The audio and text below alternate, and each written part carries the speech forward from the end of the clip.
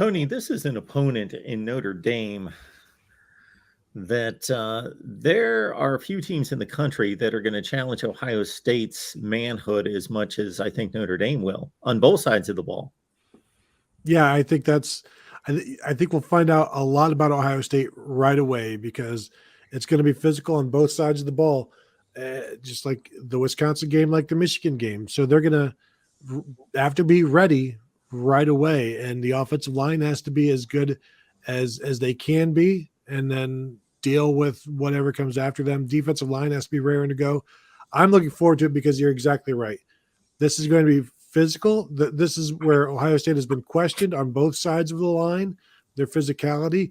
You know, Michigan ran over you. You couldn't run the ball when you wanted to against a lot of teams. You're basically you hit home runs and you build up your average that way. But what are you going to do? Like Ryan Day talks about, he wants 3-yard runs to become 5-yard runs. That's what he wants Travion Henderson to do. Turn those short yard runs, get 2 more yards out of them. Keep us ahead of the chains. And that takes toughness because you're getting hit right away.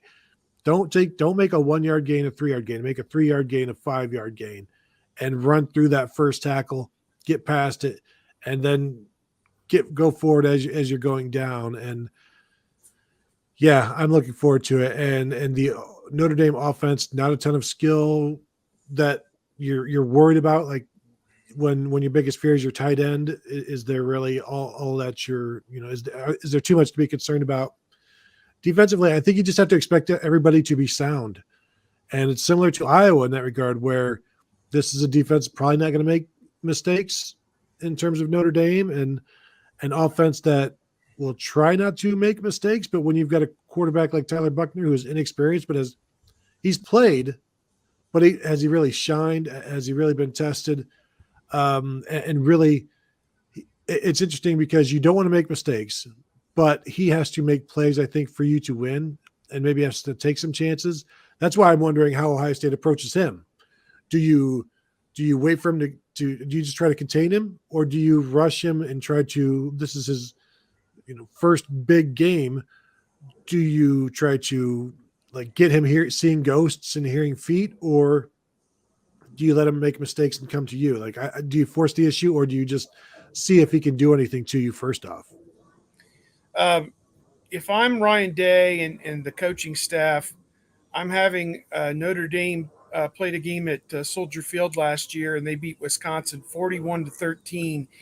And that game was a close game at halftime. It spiraled out of control in the second half. Graham Mertz threw 4 interceptions. I think Notre Dame had a kickoff return for a touchdown as well. So there were a lot of variables. They didn't just go in and just beat them up, but they humiliated Wisconsin, last year in Chicago on a neutral field. So they've got players. I mean, they've got people, and this is not going to be a walkover, I don't think, by any means. And honestly, when Ohio State played Notre Dame in 1995, people think, oh, that was a walkover. It really wasn't. Notre Dame was ahead 10-0 to start the game, and then Ohio State had this avalanche of one big play after another, and Notre Dame fumbled a punt, and all these things happened. And Bobby Hoying played great, and Eddie George played great, and Terry Glenn caught the touchdown, the Chariots of Fire play, where you could run it in slow motion and slow it down to frame by frame and just enjoy it as he just caught a short pass and turned it upfield for 1,000,000 yards. But that became an avalanche. So you have to stave off that. I mean, that type of thing. And so to my feeling is they can't go into this feeling they're the number 2 ranked team in the country, and they're already going to Los Angeles to play Alabama for the national championship. There are 14 games that they have to play, and they need to win at least 13 of them to get a chance to maybe probably all 14 to have a chance to play Alabama at the end, if that's who it is. But that's my 2 cents. Is the spread says one thing, but anything could happen. My feeling is it does end up something like 44-20. That's the score I've just been throwing out there. Goofy score, 44-20. But I guess we'll see what happens. I'm at 35-20 right now, just non-binding. I don't. Do you have something in mind, Mark? I know you don't. you've got the Patreon, but just initially, do you have any thoughts? I have had 38-28 in my head the entire off season. I think it's going to be a really good game. And I should, Steve, you went through the Wisconsin game at Soldier Field. I had this song and dance routine down last year because I explained this like 85 times. Wisconsin had a 13-10 lead with 14 minutes left in the game. Notre Dame, brought that kickoff back. So Notre Dame did not take the lead in the game until 14 minutes left in the game. It was the ensuing. They didn't take a 2-score lead in a 41-13 game. They didn't take a 2-score lead until there was 3 minutes left in the game. It was just, it just broke loose in the last 5 or 6 minutes. Yeah. So it was a really good game. Yep.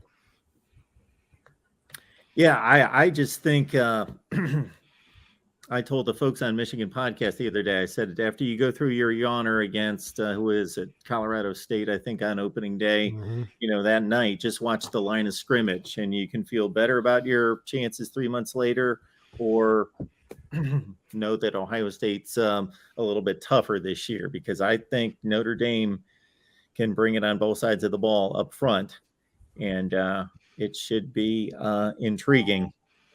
Absolutely.